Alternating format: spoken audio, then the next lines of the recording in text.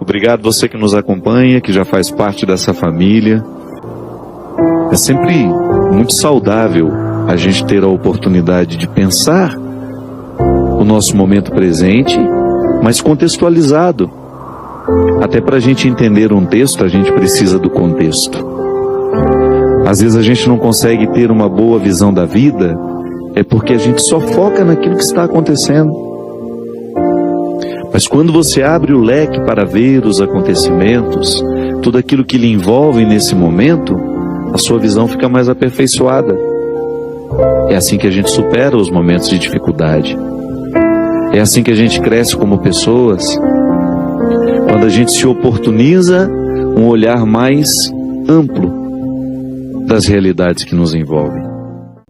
Pode parecer um pouco contraditório, né? Deus me amar, me permitindo crises, porque não há outra forma de crescer. Tudo aquilo que você enfrentou na vida, que lhe foi penoso, você pode ter certeza que foi importantíssimo para você chegar aonde você chegou. Para se passar no vestibular é preciso estudar, o sofrimento do dia a dia. Para se tornar um bom profissional, você precisa se dedicar aos estudos. E assim a vida vai. Depois, para você aperfeiçoar ainda mais a sua vida profissional, vai ter de fazer muito curso, muita especialização. É assim que funciona. Então, é impossível retirar o crescimento da parceria com o sofrimento. Não é que a gente seja masoquista, não.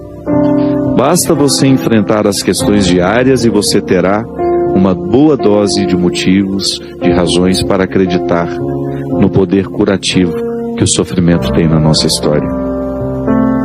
E é interessante porque nem Jesus foi poupado disso. Aqui no Evangelho de Marcos, há uma passagem em que Jesus enfrenta o seu momento de crise e o enfrenta com muita lucidez, sem perder a ternura, sem perder a sabedoria.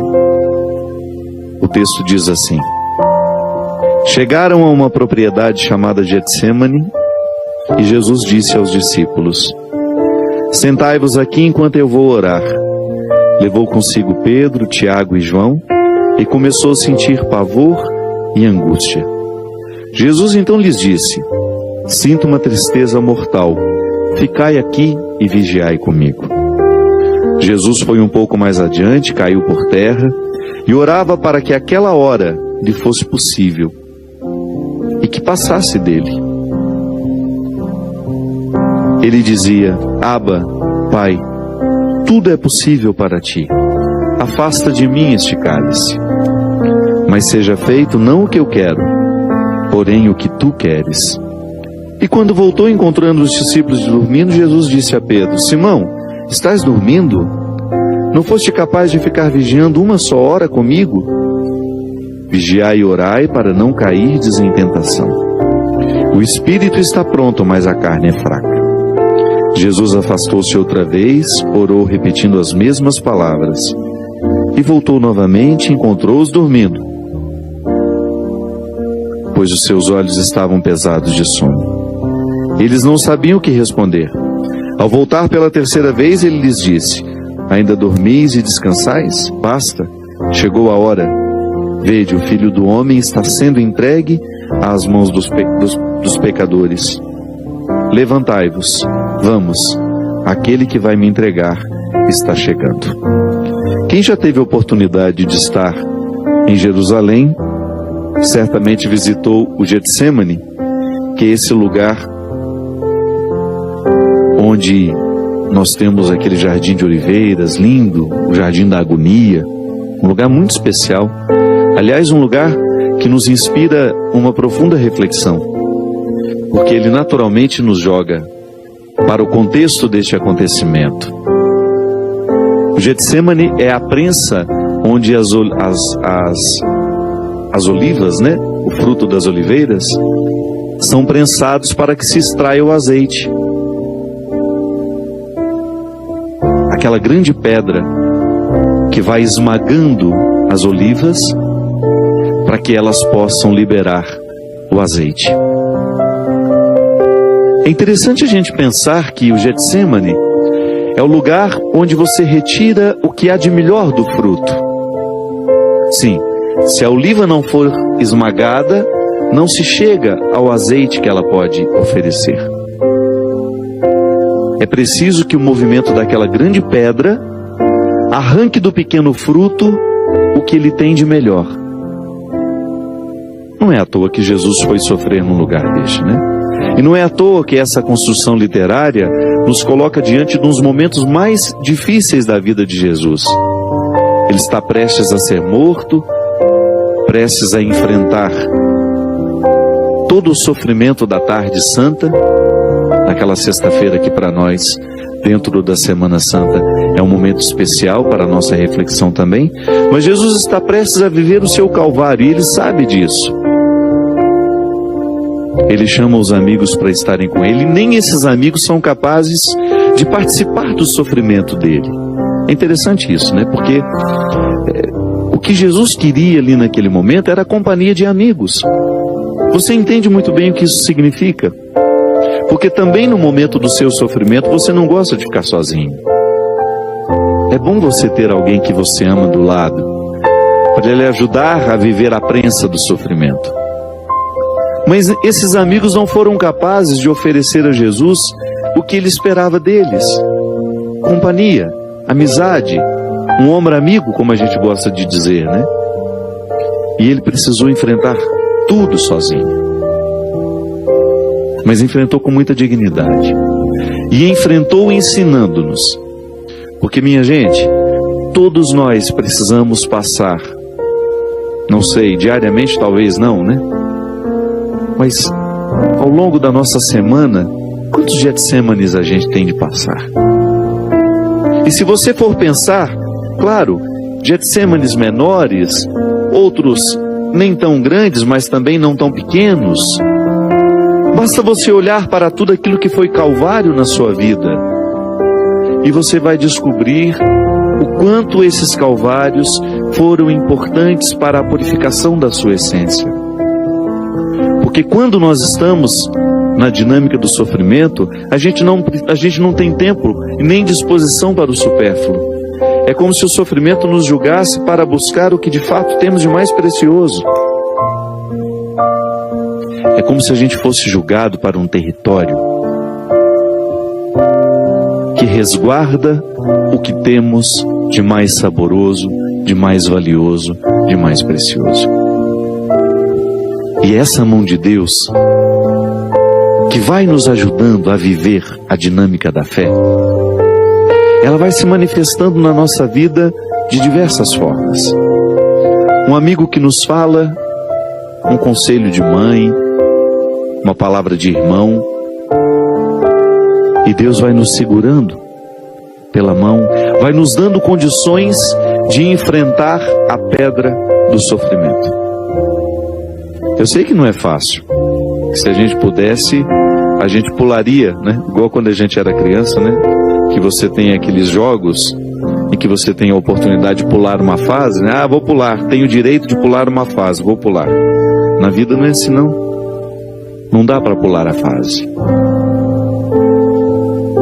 O que a gente precisa é viver parte por parte, ir administrando essas dificuldades e percebendo o poder curativo que elas têm em nós, porque também isso nos faz manter a vivacidade no caminho. Quando eu identifico que aquela dificuldade que eu estou enfrentando, que eu estou passando, ela tem um poder de transformação na minha vida. Você já está percebendo que não está sendo em vão?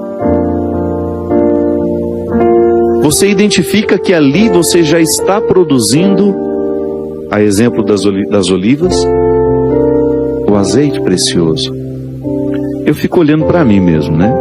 Quantas fases da minha vida que foram pesadas, difíceis, que na hora que eu estava passando, eu queria quase que fugir daquilo.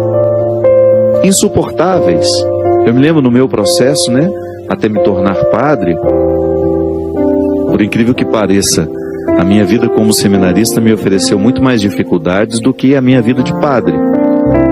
Eu enfrentei momentos muito difíceis durante o meu processo de estudo para tornar-me padre. E eu fico vendo como foram importantes esses momentos na construção da minha identidade sacerdotal. Até mesmo antes de falar da minha identidade sacerdotal, como esses momentos foram importantes na construção da minha estrutura humana. Olhar para tudo aquilo que eu precisei enfrentar, por exemplo, a morte da minha irmã, que foi um momento muito difícil para todos nós lá em casa, que particularmente foi um Getsemane pesado na minha vida, na minha história. A morte da minha irmã significou um tempo de muita angústia, que se estendeu, é claro, a gente vai sendo curado pelo tempo, né? Hoje eu falo com muita naturalidade da morte da minha irmã, mas na época, meu Deus do céu, como durou aquilo dentro de mim, como foi pesado aquele sofrimento dentro de mim, sobretudo porque você não sofre sozinho, né? Você vê a sua mãe administrando a morte de um filho, quem passa por isso sabe, não preciso ficar dizendo muito não. É uma dor coletiva, porque você, além de ter toda a dimensão pessoal da dor, você ainda tem que ajudar a administrar o outro que está do lado. Perder não é fácil. Como dizia o Mia Couto, né? Morto amado nunca para de morrer. Você vai estar sempre vivendo a dinâmica daquele sepultamento. As pessoas não vão embora de uma vez. Você vai se acostumando com aquela ausência. É uma mão de terra por dia. Não é sepultado de uma vez. Mas ao mesmo tempo, quando você olha para tudo isso um tempo depois, você vai descobrir que os acontecimentos, por mais dolorosos que eles sejam, eles trazem uma grande carga de ensinamento, de aprendizado. Como a Vânia, né? Aqui, semana passada a gente mostrou, nós estamos relançando o livro no novo formato agora, quando o sofrimento bater à sua porta, formato mais leve, mais... Aqui nesse livro eu conto a história da Vânia, uma amiga minha madrinha de ordenação lá de Terra Boa. Quando o Gustavo morreu, o filho dela, que na época tinha 14 anos, estava indo de férias e um acidente muito trágico matou o Gustavo. Vânia e o Caião, que é o apelido do meu padrinho querido, que é o esposo da Vânia, pai do Gustavo, viveram momentos terríveis. Eu estive o tempo todo ao lado deles, morava lá naquela época em Terra Boa, e vi como foi difícil para aquela família o sepultamento daquele menino. Eu vi de perto essa dor. Como foi penoso para eles sepultarem o filho, o corpo, e também todas as esperanças, todos os sonhos que os pais, que eles alimentavam junto àquele menino. Porque quando morre um filho, morrem sonhos, morrem esperanças, morrem projetos, e você precisa conviver com tudo isso. É o Getsemane deles, né? Eu acredito que tenha sido o pior Getsemane daquela família. Sim, e ainda administrar o sofrimento dos dois filhos, da Thaís e do Alessio. Um tempo depois, eu acho que um ano e meio, eu de volta naquela casa, já não morava mais em Terra Boa, tinha ido jantar com eles.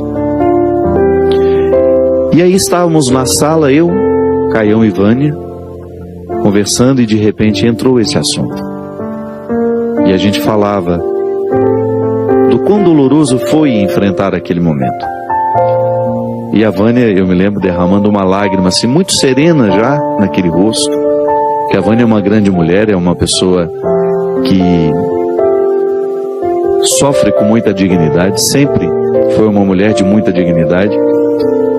Quando aquela lágrima correu e ela me disse assim, a morte do Gustavo foi o momento mais difícil da minha vida, mas foi também o mais especial, porque eu pude visitar no meu coração algumas realidades que nenhuma outra alegria havia me proporcionado. A morte do meu filho me levou a um autoconhecimento que até então eu não havia conquistado. É claro que a gente não deseja isso a ninguém. É claro que é muito melhor a gente crescer mesmo sem esses Getsêmanes tão cruéis. É claro que nós não desejamos a morte dos nossos filhos para a gente poder crescer. Não. Mas o fato é que quando o sofrimento bate à nossa porta, como sugere bem este livro, o que a gente mais precisa fazer é olhar esse sofrimento de perto. Não desviar os olhos dele. E prestar atenção no que ele pretende nos dizer. Para que ele não seja em vão. Para que as nossas perdas não sejam em vão. Para que os nossos sofrimentos não sejam em vão. Para que as nossas lutas não sejam em vão. Fazer o mesmo que a Vânia fez. Permitir que a dor se torne também uma oportunidade especial. Sentir que essa mão de Deus nos conduz assim e que não será diferente do que foi para Jesus, que também no momento do seu sofrimento sentiu-se sozinho, achava que tinha alguém ao lado dele. Não. Por mais que a gente queira, por mais que a gente tenha gente ali do lado, em última instância o sofrimento é absorvido ali na solidão. Por mais que eu queira dividir, chego num limite que não dá mais para dividir. Por mais que o outro esteja do meu lado, é meu. E eu preciso dar conta de tudo isso. É uma questão de maturidade, minha gente. É uma questão de amadurecimento mesmo. Eu ter condições de olhar para aquilo que é penoso na minha vida e colocar isso a favor do meu crescimento, do meu amadurecimento pessoal. Volto a dizer, a gente não precisa correr atrás do sofrimento. Ele virá, ele é natural na nossa vida. A gente sofre justamente porque a gente é criatura, a gente é limitado. O simples fato de você amar, amar é sofrer, não é outra coisa. Quando você ama, quando você escolhe amar, quando você escolhe ter um filho, até quando você escolhe ter um cachorrinho dentro de casa, você escolhe amar aquela criatura, você iniciou um processo de sofrimento. Porque o sofrimento, o amor, ele gera insegurança, medo de perder. Perdeu a paz para o resto da vida. Põe um filho no mundo e você perde a paz para o resto da vida. Ah, padre, que visão pessimista. Não. Isso é realismo. Você vive mais feliz quando ama. Mas você fica muito mais desassossegado porque ama. Mas esse desassossego é bom, ele nos motiva, ele nos instiga, ele nos faz mais vivos, ele traz vivacidade aos nossos dias. É bom amar. Mas a partir do momento que você ama, você sofre porque você é criatura. Então o sofrimento será sempre inerente à condição humana. Jesus sofreu neste momento justamente porque a encarnação dele não foi só aparente, ele encarnou de verdade, foi homem de verdade. A gente fala isso na Cristologia. O mistério da encarnação não é só um teatro, não, ele tornou-se verdadeiramente homem. E sendo verdadeiramente homem, experimentou os sentimentos humanos. Sofreu a dor do amigo, de ver o amigo morrer, sentiu sede, sentiu fome, sentiu frio, sentiu medo da morte, sentiu a solidão de mesmo ter amigos ali por perto, eles estarem dormindo e indiferentes àquilo que se passava com ele. Só com essa passagem a gente tem que tirar, da nossa cabeça a pretensão de que o outro será tudo para nós. Não, nem Jesus conseguiu ter amigos assim. Os outros estarão de acordo com suas possibilidades, mas eu preciso estar com todas as minhas possibilidades. São as minhas possibilidades que vão definir o quanto esse sofrimento me fará crescer ou não. O quanto esse sofrimento vai me edificar. E me edificando, gente, comece a edificar os que estiverem ao meu lado e aqueles que passarem por mim depois que aquela dor me visitou. Sim, porque depois que você vence essa dor, depois que você vence esse sofrimento, você vai para a estrada com uma disposição que você não tinha antes. Se você levar a sério o poder curativo que o sofrimento tem, essa dor que hoje lhe visita, que lhe deixa desassossegado, essa perda que hoje você precisa enfrentar. Permita que Deus coloque essa mão, permita que Deus lhe conceda este amparo, para que você tenha a coragem de desafiar-se, ir além e viver com muita serenidade e sabedoria esse momento de dor que hoje você está enfrentando. É a mão dele que lhe sustenta. Da mesma forma como você sustentou o seu filho. Não há diferença. O mesmo que Deus ofereceu a Jesus, Ele oferece a nós também. A coragem de ir adiante, de subir essa ladeira da dor, chegar ao Calvário e depois da morte experimentar essa ressurreição. E eu não falo de uma morte do corpo, não. Eu falo da morte que todo sofrimento provoca em nós. É quando, por exemplo, você se decepciona com uma pessoa, naturalmente morre alguma coisa dentro de você. Mas essa decepção não pode lhe amargurar. Ao morrer aquilo que antes era tão vivo dentro de você, permita que você se torne melhor. Comece a ver as pessoas com menos ilusões. Olhe-as com mais realidade. Ah, vai ser tão melhor conviver. Você vai ficar mais maduro, vai ficar esperando menos dos outros e recrutando mais de si mesmo. Quem espera muito do outro, recruta menos de si mesmo. Quem recruta menos de si mesmo, perde a oportunidade de crescer como pessoa.